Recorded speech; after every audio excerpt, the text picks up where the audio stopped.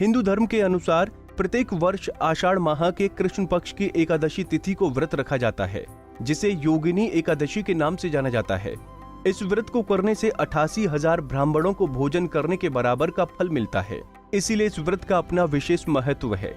योगिनी एकादशी पर भगवान विष्णु की पूजा करना शुभ फलदायी माना गया है। ऐसी मान्यता है कि जो भक्त योगिनी एकादशी पर भगवान विष्णु की पूजा करते हैं, उन्हें कुष्ठ या कोढ़ रोग से मुक्ति मिलती है और उनके सभी पाप नष्ट हो जाते हैं। लेकिन जो लोग किसी कारण व्रत नहीं कर पाते, वो केवल कथा पढ़ या सुन लें तो भी उन्हें भगवान विष्णु की कृपा प्राप्त होती है। तो चलिए दोस्तों, आपको बताते हैं इस दिन की व्रत कथा के बारे में। पौराणिक कथा के अनुसार स्वर्गधाम की अलकापुरी नामक नगरी में कुबेर नाम का एक राजा रहता था। वो शिव भक्त था और प्रतिदिन शिव की पूजा किया करता था। हेम नाम का एक माली पूजन के लिए उसके यहाँ फूल लाया करता था। हेम की विशालाक्षी नाम की सुंदर स्त्री थी। एक दिन वो मानसरोवर से पुष्प तो ले आया, लेकिन कामासक्त होने के कारण वो अपनी स्त्री से हास्य विनोद तथा रमण करने लगा। इधर राजा फूलों के लिए दोपहर तक उसकी राह देखता रहा। अंत में राजा कुबेर ने सेवकों को आज्ञा दी कि तुम लोग जाकर माली के न आने का कारण पता करो, क्योंकि वो अभी तक पुष्प लेकर नहीं आया। सेवकों ने आकर राजा को बताया कि महाराज, वो पापी अतिकामी है, अपनी पत्नी के साथ हास्य विनोद और रमण कर रहा होगा। ये सुनकर कुबेर ने क्रोधित होकर उसे बुलाया। हेममाली भय से कांपता हुआ राजा के समक्ष उपस्थित हुआ। राजा कुबेर ने क्रोध में आकर कहा, अरे पापी, नीच, कामी, तूने मेरे परम पूजनीय ईश्वरों के ईश्वर श्री शिवजी महाराज का अनादर किया है। इसीलिए मैं तुझे श्राप देता हूँ कि तू स्त्री का वियोग सहेगा और मृत्यु लोक में जाकर कोढ़ी होगा। कुबेर के श्राप से हेममाली का स्वर्ग से पतन हो गया और वो उसी क्षण पृथ्वी पर गिर गया। भूतल पर आते ही उसके शरीर में श्वेत कोढ़ हो गया। उसकी स्त्री भी उसी समय अंतर्ध्यान हो गए। मृत्यु लोक में आकर माली ने अत्यंत दुख भोगने लगा। वो भयानक जंगल में जाकर बिना अन्न और जल के भटकने लगा।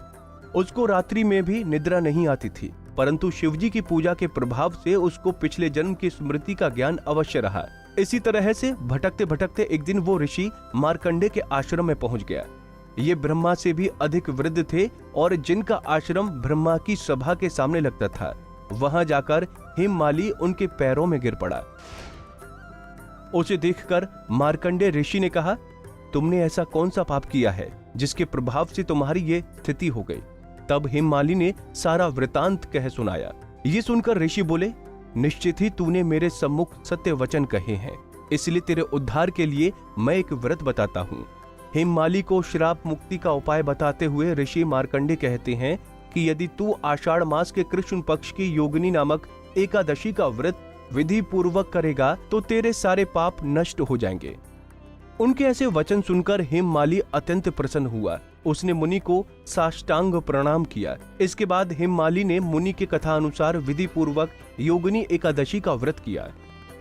इस व्रत के प्रभाव से उसके सभी पाप नष्ट हो गए और वो पुनः अपने स्वरूप को प्राप्त हुआ। वह फिर से वो अपनी स्त्री के साथ सुख पूर्वक रहने लगा। भगवान कृष्ण ने धर्मराज युधिष्ठिर से कहा कि हे राजन, ये योगिनी एकादशी का व्रत 88,000 ब्राह्मणों को भोजन कराने के समान फल प्रदान करता है। इसके व्रत के पुण्य प्रभाव समस्त पाप नष्ट हो जाते हैं और अंत में मनुष्य स्वर्ग को प्राप्त करता है। कुंडली टीवी डेस्क से लता शर्मा की रिपोर्ट। इसी तरह की और भी जानकारी लेने के लिए हमारे चैनल को सब्सक्राइब करें और नई वीडियो की नोटिफिकेशन के लिए बेल आइकॉन दबाएं। अगर आप ये वीडियो फेसबुक पर देख रहे हैं तो वीडियो को लाइक और शेयर करें। साथ ही अपनी राय कमेंट बॉक्स में जरूर बताएं। धन्यवाद।